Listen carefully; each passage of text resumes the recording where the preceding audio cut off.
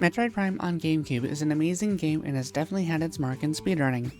I started learning sequence breaking with Metroid Prime and I wanted to show off how easy it is for beginners. First off, version differences. How do I know what version I have? Besides the cover of the game, the back of each disc on the inner ring, it should say DOL-GM8E-0-0 whatever USA. If your version is 0-00, congrats, you have the original release.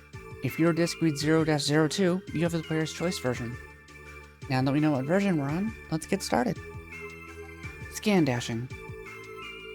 This trick takes place just after you've landed on Talon 4, right at the landing site. To perform a scan dash, lock scan with L, start to move in the direction you want to dash, and tap B. This is the same concept taught to the player by first fighting the plated beetle guarding the morph ball.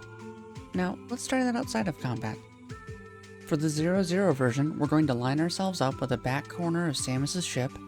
Using our scan visor, we're going to lock onto the flowers above the door in front of us. Then, perform a scan dash towards the cliff on the right. Very shortly after, but not immediately after tapping B, you'll want to let go of L and the joystick. This is important to maintain horizontal speed to make it across the gap. This will take a little bit of practice to get consistently, but the reward is worth it. To perform the sequence break on the player's choice version, we're going to start a little differently. In this version of the game, we don't have the ability to scan dash, so we're going to need to dash off of an enemy. This is also a quick way to test which version of the game you're using, in case you're still unsure. First, we're going to make our way up the steps behind the waterfall, open the door leading to Impact Crater, step just inside the doorway, and lock onto the first enemy. Then, carefully step back outside, move slightly to the left, and start working your way backwards towards the ship. So long as you keep the lock icons at the left of the doorway, you should hold lock up until you need to jump up. Once we're lined up on Samus's ship just as before, dashing across is the same as a scan dash. After you've made it across the gap, firstly, congrats, yay, you did it!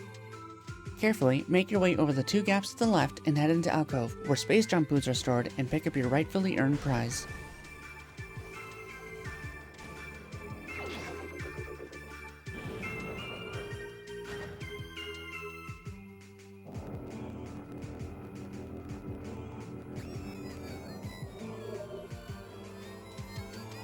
This can be useful right away in the game to snag a pair of Mistle expansions early, as well as an E-Tank, before even picking up the Morph Ball.